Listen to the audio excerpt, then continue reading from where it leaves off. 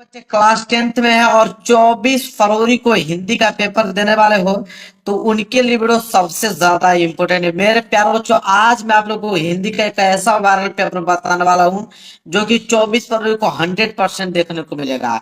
801 HG code है मेरे प्यार, जो अच्छे तरीके से इस कोड को याद कर लो। और इस पेपर को हल करने के लिए आपके पास जो समय रहेंगे, 3 घंटे 15 मिनट का समय दिया जाएगा इस पेपर को हल करने के लिए। निर्देश दिया गया, निर्देश पढ़ना बहुत ही ज्यादा जरूरी है। देखिए, पहला निर्देश बोल रहा है यहाँ पे कि प्रारंभ के 15 मिनट परीक्षार्थियों को प्रश्न पत्र पढ़ने के लिए निर्धारित है। 15 मिनट इस पेपर को आप पढ़ोगे। जब ये पेपर मिलेगा तो 15 मिनट इस पेपर को आप पढ़ोगे और 3 घंटे में इस पेपर को आपको सॉल्व करने हैं। यह पहला निर्देश बोला है। दूसरा निर्देश का है कि प्रश्न पत्र 2 खंडों में अ तथा ब में विभाजित है। मतलब यह पेपर जो है 2 खंडों में बना है, 2 खंडों में विभाजित है। एक तो खंड अ में, दूसरा खंड ब में। 2 खंडों में यह पेपर बना हुआ है। तीसरा है, प्रश्न पत्र के खंड अ में बहुविकल्पीय प्रश्न है जिसमें सही विकल्प का चयन करके OMR शीट पर नीले अथवा काले बॉल पॉइंट पेन से सही विकल्प वाले गोले को पूर्ण रूप से काला करें। कहने का मतलब है कि खंड अ में बहुविकल्पीय प्रश्न पूछे जाएंगे। बहुविकल्पीय प्रश्नों का उत्तर कहाँ पे देना होगा? OMR शीट में देना होगा। किस पेन से आपको रहना होगा? तो नीले पेन का यूज कर सकते हैं या काले पेन का यूज कर सकते हैं। पेन आपका बॉल पॉइंट पेन होना चाहिए, जेल वाली पेन नहीं होना चाहिए, ये बोला है। इसके बाद चौथा निर्देश है, खंड अ में बहुविकल्पीय प्रश्न हेतु प्रत्येक प्रश्न के लिए 1 अंक निर्धारित है। खंड अ में जो बहुविकल्पीय प्रश्न है, कितने बहुविकल्पीय प्रश्न पूछे जाएंगे खंड अ में? तो 20 बहुविकल्पीय प्रश्न आएंगे और एक बहुविकल्पीय प्रश्न 1 नंबर के लिए पूछा जाएगा मेरे प्यारे बच्चों। ओवरऑल अगर हम बात करें तो 20 ऑब्जेक्टिव क्वेश्चन 20 नंबर के लिए पूछा जाएगा, यह बोला है। कंफर्म हो? आगे बढ़ो। पांचवा निर्देश, प्रश्न पत्र के खंड अ के प्रश्न तो 1 घंटा तथा खंड ब के प्रश्नों को हल करने तो 2 घंटे का समय निर्धारित है। कहने का मतलब है कि खंड अ में जो 20 ऑब्जेक्टिव क्वेश्चन पूछे जाएगा उसको हल करने के लिए 1 घंटे का समय दिया है। मेरे प्यारो बच्चों, 20 के 20 ऑब्जेक्टिव क्वेश्चन का आंसर बताने वाला हूँ। 5 मिनट के अंदर में सारे के सारे 20 ऑब्जेक्टिव क्वेश्चन कर डालोगे। बाकी जितना भी समय आपके पास बचेगा पूरा का पूरा खंड ब में हल करने के लिए पूरा समय लगा देना। अच्छे तरीके से हैंड राइटिंग वगैरह, हेडिंग वगैरह अच्छे से डाल के लिखिएगा। इसके बाद है लास्ट निर्देश, प्रत्येक प्रश्न के सम्मुख उनके निर्धारित अंक दिए गए। मतलब हर एक प्रश्न के आगे आपको बताया गया होगा कि वो प्रश्न 1 नंबर का है, कि 2 नंबर का है, कि 4 नंबर का है, कि 6 नंबर का है। जितना भी नंबर का होगा उसके सामने लिखा हुआ मिलेगा। ठीक है, तो यह निर्देश था। निर्देश पढ़ के मैंने आप लोगों को बता दिया। अब पेपर इधर से स्टार्ट होता है, मैं पेपर आप लोगों को दिखाता हूँ। चलिए देखिए मेरे प्यारों, जो पेपर आप लोगों का यहाँ से स्टार्ट है। देखिए, सबसे पहले है खंड अ, और खंड अ में सबसे पहले बहुविकल्पीय प्रश्न, 20 बहुविकल्पीय प्रश्न पूछे जाएंगे, मैंने जैसा आपको निर्देश में पढ़ के बताया। और पहला प्रश्न देखिए बहुत आसान है, यही पे याद करा दूंगा आप लोगों को। पहला प्रश्न है कि आचार्य रामचंद्र शुक्ल प्रसिद्ध है। प्रसिद्ध है किसके लिए प्रसिद्ध है मेरे प्यारे बच्चों? कहानी लेखन के लिए प्रसिद्ध है, कि उपन्यास लेखन के लिए, कि आलोचना साहित्य के लिए, कि नाटक लेखन के लिए? और ये प्रश्न देखिए कितने नंबर के लिए पूछा गया है? 1 नंबर के लिए पूछा गया है। तो आचार्य रामचंद्र शुक्ल जो प्रसिद्ध है मेरे प्यारे बच्चों, वो आलोचना साहित्य के लिए प्रसिद्ध है। किसके लिए? आलोचना साहित्य के लिए प्रसिद्ध है। सी वाला ऑप्शन जो होगा बिल्कुल करेक्ट आंसर होगा। याद कर लीजिए मेरे प्यारे बच्चों, पहले का सी होगा, भूलना नहीं आप लोगों को। 20 में 20 ऑब्जेक्टिव क्वेश्चन सही सही करके आप लोगों को एग्जाम में आना है 24 फरवरी को। आगे बढ़ेंगे, दूसरा प्रश्न देखेंगे। दूसरा प्रश्न भी बिल्कुल आसान है। गोदान उपन्यास के लेखक है और यह प्रश्न भी आपके देखिए 1 नंबर के लिए पूछा गया है। तो गोदान उपन्यास के लेखक कौन है मेरे प्यार बच्चों? सबको मालूम है कि मुंशी प्रेमचंद्र जी है। बी वाला ऑप्शन जो है बिल्कुल राइट आंसर हो जाएगा। गोदान उपन्यास के लेखक प्रेमचंद्र जी, बी वाला। आगे बढ़ेंगे, वही अगला प्रश्न अगर मैं आपको दिखाऊं। तीसरा प्रश्न है कि नीड का निर्माण फिर के रचनाकार है। तो नीड का निर्माण फिर, ये रचनाकार है।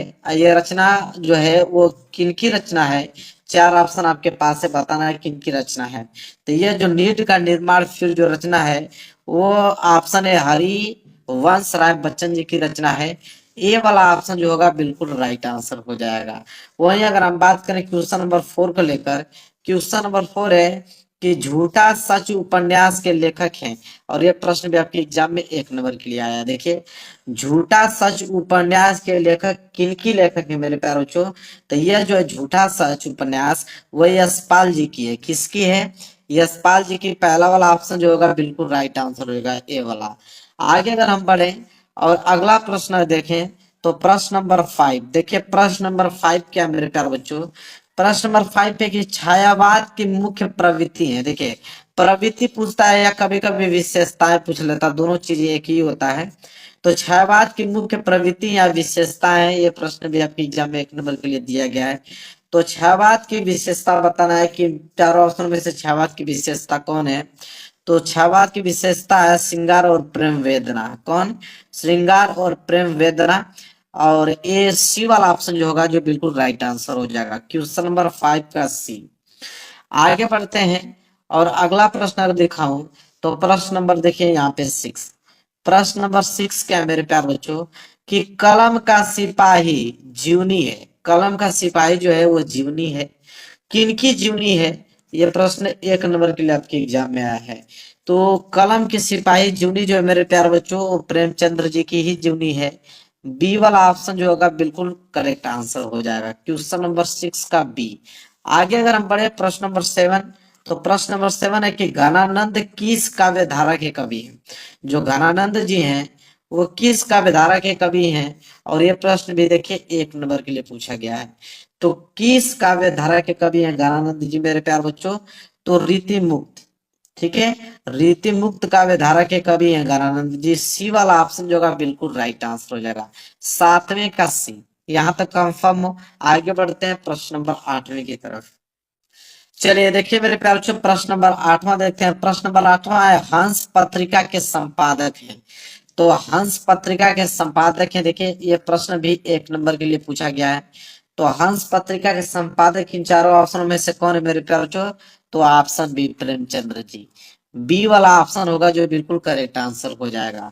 प्रश्न नंबर 9 देखिए, जहाज का पंछी कृति की विधा है। तो जहाज की पंछी एक कृति है। ठीक है, तो जहाज की जो पंछी वो कृति है, वो किस विधा की कृति है, ये क्वेश्चन पूछा। और ये प्रश्न भी आपके एग्जाम में 1 नंबर के लिए दिया गया है। तो उपन्यास, उपन्यास विधा की कृति है आपकी जहाज की पंछी। सी वाला ऑप्शन भूलिएगा मत मेरे प्यारे बच्चों। प्रश्न नंबर 10वां देखिए क्या है, तार सप्तक का प्रकाशन वर्ष है। ये प्रश्न भी आपके एग्जाम में 1 नंबर के लिए पूछा गया है। तो तार सप्तक का प्रकाशन सन 1943। सी वाला ऑप्शन जो है बिल्कुल करेक्ट आंसर हो जाएगा मेरे प्यारे बच्चों। 10वें का सी जो है बिल्कुल राइट आंसर है। आगे बढ़े अगला प्रश्न की तरफ। प्रश्न नंबर 11 देख लीजिए क्या है। कह रहा है कि निर्वेद अस्थाई भाव है। ये प्रश्न भी 1 नंबर के लिए है। तो निर्वेद अस्थाई भाव है मेरे प्यारे बच्चों, किसका? तो शांत रस का। किसका? शांत रस का। निर्वेद अस्थाई भाव है शांत रस का। बहुत ज्यादा आईएमपी प्रश्न है, बहुत सारे बच्चों को नहीं मालूम होगा, लेकिन इस पेपर को सॉल्व करके जाइए मेरे प्यारे बच्चों। 20 में 20 ऑब्जेक्टिव क्वेश्चन सही करके आना है, एक भी प्रश्न छोड़ना नहीं है आप लोगों को। तो निर्वेद अस्थाई भाव है शांत रस का। क्लियर है? आगे बढ़ते हैं और प्रश्न नंबर 12 देख लीजिए क्या है। कह रहा है कि पीपर पात सरिस मंडोला में अलंकार है। यह प्रश्न भी 1 नंबर के लिए एग्जाम में दिया गया है। देखिए, पीपर पात सरिस मंडोला में अलंकार पूछा है। किस अलंकार का प्रयोग किया गया है इस पंक्ति में मेरे प्यारे बच्चों? उपमा अलंकार का प्रयोग किया गया है। बी वाला ऑप्शन जो होगा बिल्कुल करेक्ट आंसर हो जाएगा, 12 का बी। आगे बढ़ते हैं प्रश्न नंबर 13 देख लीजिए क्या है। रोला छंद में कुल चरण होते हैं। यह प्रश्न भी 1 नंबर के लिए एग्जाम में दे दिया आपके। तो रोला छंद में कुल चरण कितने होते हैं? तो सबको मालूम है कि रोला छंद में कुल 4 चरण होते हैं। 4 चरण होते हैं मेरे प्यार। जो बी वाला ऑप्शन जो है बिल्कुल राइट आंसर हो जाएगा। क्वेश्चन नंबर 14 देख लीजिए, आगमन में किस उपसर्ग का प्रयोग हुआ है? प्रश्न 1 नंबर के है। आगमन में, ठीक है, आगमन में किस उपसर्ग का प्रयोग हुआ है? तो इसको अगर हम तोड़े तो आ धन गमन होगा। आ धन, अगर मैं इसको तोड़ूं तो यही तो होगा, आ धन गमन। ठीक है, तो जो आगे जुड़ता है वही तो आप तो उपसर्ग कहलाता है। तो आ दिख रहा है कहीं? डी वाला ऑप्शन जो है बिल्कुल राइट आंसर हो जाएगा। चलिए मेरे प्यारों बच्चों, अगला प्रश्न देख लेते हैं। देख लीजिए अगला प्रश्न क्या है। प्रश्न नंबर 15 कह रहा है कि भलाई में प्रत्यय है। यह प्रश्न 1 नंबर के लिए दिया है। तो भलाई में मेरे प्यारों बच्चों प्रत्यय पूछा है। तब भलाई, तो इसको अगर मैं तोड़ू तो हो जाएगा भला धन ई। क्या हो जाएगा? भला धन ई। तो प्रत्यय जो होता है वो लास्ट में जुड़ता है और उपसर्ग जो है आगे जुड़ता है। तो भलाई में प्रत्यय है ई। तो बी वाला ऑप्शन है जो बिल्कुल राइट आंसर हो जाएगा। क्वेश्चन नंबर 15 का बी। आगे बढ़ते हैं, अगला क्वेश्चन देखते हैं। Question number 16। क्वेश्चन नंबर 16 मेरे प्यारे बच्चों देख लीजिए क्या है। क्वेश्चन नंबर 16 है कि नीलांबर में कौन सा समास है, और ये प्रश्न 1 नंबर के लिए आपके एग्जाम में दिया है। तो नीलांबर में कौन सा समास है मेरे प्यारे बच्चों? तो नीलांबर में आपका कर्मधारय समास है। कौन सा कर्मधारय समास है? सी वाला ऑप्शन जो है बिल्कुल करेक्ट आंसर हो जाएगा। नीलांबर में कौन सा समास है? कर्मधारय समास है। 17वां प्रश्न देख लीजिए। आम का तत्सम है। यह प्रश्न भी 1 नंबर के लिए दिया है। अगर आम का अगर हम तत्सम देखें तो आम का तत्सम होता है आम्र। कहीं दिया है? बी वाला ऑप्शन देखिए, आम्र होता है। आम का तत्सम आम्र होता है। बी वाला जो है बिल्कुल करेक्ट आंसर हो जाएगा मेरे प्यारे बच्चों। आगे देखिए प्रश्न नंबर 18 कह रहा है कि कृतवाच में प्रधानता होती है। यह प्रश्न देखिए 1 नंबर के लिए दिया है। सबको मालूम है कि कृतवाच में प्रधानता होती है, तो कर्ता की होती है। किसकी होती है? कर्ता की। ए वाला ऑप्शन जो होगा बिल्कुल करेक्ट आंसर हो जाएगा। आगे बढ़ते हैं, प्रश्न नंबर 19 देख लीजिए। कह रहा है कि ताभ्य शब्द में वचन और विभक्ति है। देखिए 1 नंबर के लिए भी प्रश्न है। तो ताभ्य शब्द में वचन और विभक्ति जो है मेरे प्यारे बच्चों, वो आपका चतुर्थी विभक्ति बहुवचन है। क्या है? चतुर्थी विभक्ति बहुवचन। तो डी वाला ऑप्शन जो होगा बिल्कुल करेक्ट आंसर हो जाएगा। 20वें का देखिए, निम्नलिखित में सर्वनाम है। अब इसमें से बताना है कि सर्वनाम कौन है। तो सर्वनाम जो है वह है जो संज्ञा का विशेषता बताए, सर्वनाम कहलाता है। सी वाला ऑप्शन जो है बिल्कुल राइट आंसर हो जाएगा। क्लियर है मेरे प्यारे बच्चों? चलिए 20 ऑब्जेक्टिव क्वेश्चन मैंने बता दिया। खंड और यहाँ पे कंप्लीट हो गया। अब चलिए इधर देखते हैं खंड ब। चलिए देखिए इधर से स्टार्ट हुआ आप लोगों का खंड ब। और खंड ब 50 नंबर का होता है। सबसे पहले यहाँ पे वर्णात्मक प्रश्न इसमें दिए रहेंगे। खंड ब में वर्णात्मक प्रश्न है। और प्रश्न 20वें के बाद प्रश्न यहाँ से स्टार्ट होगा 21वां। देखिए प्रश्न नंबर 21वां क्या है मेरे प्यारे बच्चों। बोला है कि निम्नलिखित गद्यांश पर आधारित दिए गए प्रश्न के उत्तर दीजिए। अब यह 6 नंबर के लिए मेरे प्यारे बच्चों प्रश्न है। क्योंकि ये जो गद्यांश होता है, इस गद्यांश के नीचे 3 प्रश्न होते हैं। 2-2 नंबर के हिसाब से 6 नंबर आपको दिया जाता है। 2 गद्यांश दिया रहता है। एक तो क करके दिया होता है, और क वाला नहीं कर पाओगे तो अथवा करके एक और ऑप्शन दिया होता है ख वाला। तो या तो क करो या तो ख करो, लेकिन दोनों में से कोई एक ही करना है। दोनों ही 6 नंबर दिए जाएंगे आपको, तो कोई भी करो।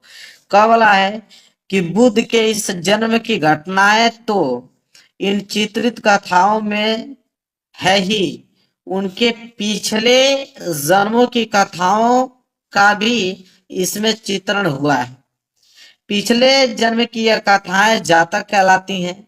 उनकी संख्या 555 है और इनका संग्रह जातक नाम से प्रसिद्ध है, जिनका बौद्धों में बड़ा मान है। इनकी जातक कथाओं में अनेक अजंता के चित्रों में विस्तार के साथ लिख दी गई है। इन पिछले जन्मों में बुद्ध ने गज, कपि, मृग आदि के रूप में विविध योनियों में जन्म लिया था और संसार के कल्याण के लिए दया और त्याग का आदर्श स्थापित करते हुए बलिदान हो गए थे। ये मेरे प्यारे बच्चों गद्यांश है। ठीक है, क वाला मैंने पढ़ के सुनाया। इसके नीचे 3 प्रश्न है। तीनों प्रश्नों का उत्तर देना पड़ेगा आपको। पहला है कि उपयुक्त गद्यांश का संदर्भ लिखिए, 2 नंबर दिया जाएगा। गद्यांश के रेखांकित अंश की व्याख्या कीजिए, 2 नंबर। जहां तक अंडरलाइन किया गया है, यहां से लेके यहां तक अंडरलाइन किया गया ना, इसका आपको व्याख्या करना पड़ेगा। रेखांकित अंश की व्याख्या 2 नंबर दिया जाएगा। तीसरा है कि जातक कथाएं किन्हें कहते हैं, 2 नंबर। इसको 6 नंबर आपको मिल जाएंगे। और क वाला तैयार करके चले जाते हो, लिखते हो। तो अगर क वाला नहीं आपको याद होता है, कठिन लगता है, तो कोई दिक्कत नहीं। अथवा करके एक और आपका ख वाला दिया है। ख वाला क्या है मेरे प्यारे बच्चों? तो ख वाला यहाँ पे दिया है कि रोहतास दुर्ग के प्रकोष्ठ में बैठी हुई युवती ममता सोण के तीक्ष्ण गंभीर प्रवाह को देख रही है। ममता विधवा थी। उसका यौवन सोण के समान ही उमड़ रहा था। मन में वेदना, मस्तक में आंधी, आंखों में पानी का बरसात लिए वह सुख के कंटक व्यसन में विकल थी। वह रोहतास दुर्गपति के मंत्री चूड़ामणि के अकेली दुविधा थी। फिर उसके लिए कुछ अभाव होना असंभव था, परंतु वह विधवा थी। हिंदू विधवा संसार में सबसे तुच्छ निराश्रय प्राणी है। तब उसकी विडंबना का अंत कहाँ था? तो यह आप लोगों का गद्यांश है। इसके नीचे भी 3 प्रश्न है जो कि इधर दिए गए, मैं आपको दिखाता हूँ। 2-2 नंबर के हिसाब से 6 नंबर आपको दिया जाएगा। देखिए 3 प्रश्न दिए गए हैं। पहला, उपयुक्त गद्यांश का संदर्भ लिखिए, 2 नंबर दिया जाएगा। रेखांकित अंश की व्याख्या कीजिए, 2 नंबर। और तीसरा है कि गद्यांश के आधार पर संसार में सबसे तुच्छ निराश्रय प्राणी कौन है, 2 नंबर यहाँ से दिया जाएगा। 6 नंबर आपका कंप्लीट हो जाएगा। आगे देखिए प्रश्न नंबर 22। प्रश्न 21 कंप्लीट हो गया। दोनों मैंने गद्यांश बता दिया। दोनों में से जो आपको आसान लगेगा वो याद करके एग्जाम में जाइए। 22वां है कि दिए गए पद्यांश पर आधारित 3 प्रश्न के उत्तर दीजिए। अभी हमने गद्यांश देखा। प्रश्न नंबर 22वां पद्यांश आ गया। पद्यांश विषय में उतना ही नंबर का होता है, 6 नंबर, क्योंकि इसके नीचे भी 3 ही प्रश्न होते हैं। इसमें भी 2 ऑप्शन दिया होता है। एक क वाला कीजिए, क वाला नहीं आता है तो अथवा करके ख वाला कीजिए। 2 ऑप्शन दिए होते हैं, या तो क कीजिए या तो ख कीजिए। तो क वाला देख लीजिए क्या है कि सुनी सुंदर बैन सुधार साने, सयानी है जानकी जानी भली, तिरछे करी नैन देश सैनती ने, समुझाई कछु मुस्काई चली, तुलसी ते ही अवसर सोहे सबे, अवलोकती लोचन लाहू अली, अनुराग तड़ाग में भानु उदय बिरसी मनुमंजुल कंज कली। ठीक है, ये आपका पद्यांश है। इसके नीचे 3 प्रश्न है। उपयुक्त पद्यांश का संदर्भ लिखिए, 2 नंबर दिया जाएगा। रेखांकित अंश की व्याख्या कीजिए, 2 नंबर दिया जाएगा। तीसरा है कि अनुराग तड़ाग तथा भानु मंजुल कंजकली में कौन सा समास है, 2 नंबर यहाँ पे दिया जाएगा। 6 नंबर आपको क्लियर है। अगर ये आपको भारी लग रहा है, कठिन लग रहा है याद करने में, तो कोई दिक्कत नहीं है। अथवा करके एक ऑप्शन और दिया है, ये वाला कर सकते हैं आप, कि सच्चा प्रेम वही है जिसकी तृप्ति आत्म बल पर हो निर्भर, त्याग बिना निष्प्राण प्रेम है, करो प्रेम पर प्राण निछावर, देश प्रेम वह पुण्य क्षेत्र है अमल असीम, त्याग से विलसित, आत्मा के विकास से जिसमें। इसके नीचे और लाइन दिया गया है, मैं इधर आपको दिखाता हूँ।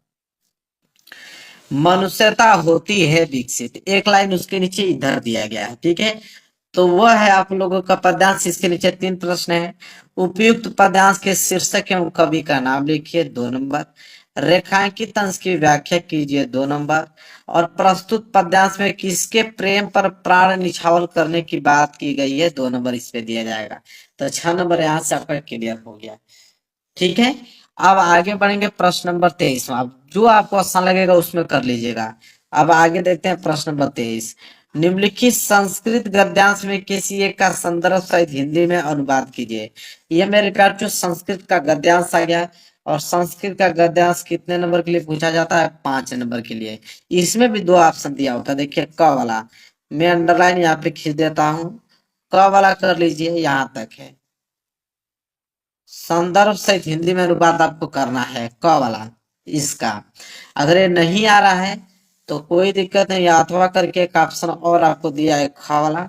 ख वाला भी मैं पूरा का पूरा दिखा देता हूँ, संदर्भ सहित हिंदी में अनुवाद इसका कर सकते हो। दोनों में से किसी का भी संदर्भ सहित हिंदी में अनुवाद कीजिए, 5 नंबर आपको दिया जाएगा। लेकिन दोनों में से कोई एक ही आपको करना है, या तो क वाला कीजिए या तो ख वाला। दोनों मैंने आप लोगों को दिखा दिया। आगे बढ़ेंगे प्रश्न नंबर 24 की तरफ। देखिए मेरे प्यारों, प्रश्न नंबर 24 क्या है, दिए गए संस्कृत पद्यांश में से किसी एक का संदर्भ सहित हिंदी में अनुवाद कीजिए। तो यह संस्कृत का पद्यांश है और संस्कृत का पद्यांश भी 5 नंबर। अभी हमने संस्कृत का गद्यांश अभी देखा है, ये संस्कृत का पद्यांश भी है, 5 नंबर। इसमें भी 2 ऑप्शन है। एक का वाला, बंधम मरण वापी जय वापी पर जाओ वेत्र सम वीर वीर भाव वीरता, यह का वाला है मेरे प्यारे बच्चों।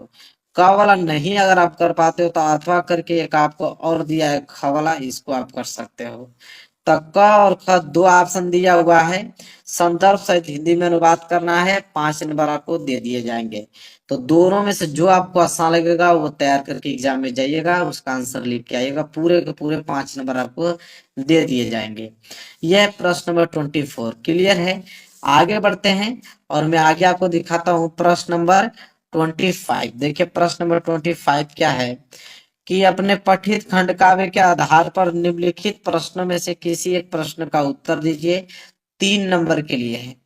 ठीक है, ये आपका खंड काव्य है। खंड काव्य बहुत सारा आता है, सब नहीं करना होता है, आप लोगों को अपने जिला वाइज करना होता है। आपके जिला में जो पूछा जाता है वही आपको खंड काव्य करना होगा। कोई दूसरा करोगे तो 1 नंबर भी नहीं मिलेगा। ठीक है, तो जाके क्वेश्चन बैंक में देख लीजिएगा, किताब में देख लीजिएगा कि आपके डिस्ट्रिक्ट में कौन सा खंड काव्य पूछा जाता है। अगर आपके डिस्ट्रिक्ट में मुक्ति दूत पूछा जाता है तो मुक्ति दूत ही आपको करना है।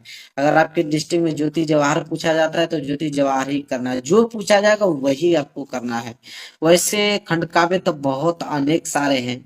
ज्योति जवाहर की बात देखो तो मेवाड़ मुकुट भी आ जाएगा। इसके बाद अग्र पूजा भी आ जाएगा। इसके बाद जय सुभाष भी दिया गया है। जय सुभाष की बात आप देखेंगे तो देखिए मातृभूमि भी दिया गया है। मातृभूमि बाद कर्ण दिया गया है। कर्ण के बाद यहाँ पे कर्मवीर दिया है। इसके बाद तुमुल दिया है। इतने सारे दिए हैं, लेकिन आपके जो जिला में पूछा जाएगा वही आपको करके आना है। 3 नंबर आपको पूरा का पूरा मिल जाएगा। क्लियर है मेरे प्यारे बच्चों। चलिए आगे बढ़ते हैं। अगला प्रश्न देखिए 26वां।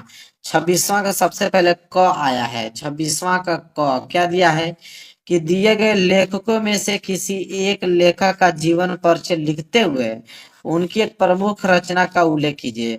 अब ये लेखक का जीवन परिचय आ गया। जीवन परिचय आपके एग्जाम में 5 नंबर के लिए पूछा जाता है। 2 नंबर रचना पे और 3 नंबर जीवन परिचय पे पूछा जाता है। देखिए 3 ऑप्शन दिया है, जयशंकर प्रसाद जी, आचार्य रामचंद्र शुक्ल जी, डॉक्टर भगवत शरण उपाध्याय जी। 3 दिया है ना, इन तीनों लोगों में से किसी एक लोग का ही आपको जीवन परिचय लिखना है, लेकिन रचना सहित, क्योंकि रचना पे 2 नंबर आपको दिया जाता है। तो रचना भूलना नहीं है मेरे प्यारे बच्चों। तो सारे बच्चों को जीवन परिचय याद होगा, ऐसा कोई व्यक्ति नहीं होगा कि जिसको जीवन परिचय ना याद हो एग्जाम देने जाने वाले हो। तो जीवन परिचय तो बिल्कुल आसान होता है। ये तो लेखक था। अब ख वाला देखिए, निम्नलिखित कवियों में से किसी एक कवि का जीवन परिचय देते हुए इनके प्रमुख रचना का उल्लेख कीजिए। तो लेखक के जीवन परिचय भी 5 नंबर का पूछा जाता है। कवि का भी जीवन परिचय 5 नंबर। देखिए 5 नंबर दिया है ना। 2 नंबर रचना पे मैंने कहा कि रचना नहीं भूलना है आप लोगों को, रचना लिखना ही लिखना है। और 3 नंबर जीवन परिचय पे मिलता है। दोनों मिला के 5 नंबर दिया जाता है। इसमें 3 ऑप्शन दिए गए हैं आपको, महाकवि सूरदास जी, सुमित्रा नंदन पंत जी और बिहारी लाल जी। इन तीनों कवियों में से किसी एक कवि का ही आपको जीवन परिचय लिखना है रचना सहित। 5 नंबर दे दिए जाएंगे। तो जीवन परिचय से ही 10 नंबर आप लोगों का क्लियर हो गया। आगे बढ़ते हैं, अगला प्रश्न देखेंगे। प्रश्न नंबर 27 क्या है। प्रश्न नंबर 27 कि अपने पाठ्य पुस्तक में से कंठस्थ कोई एक श्लोक लिखिए जो इस प्रश्न पत्र में न आया हो। श्लोक लिखना है संस्कृत में 2 नंबर के लिए, जो इस पेपर में न आया हो। अभी हमने पिछला प्रश्न आप लोगों को पीछे प्रश्न दिखाया था संस्कृत का पद्यांश।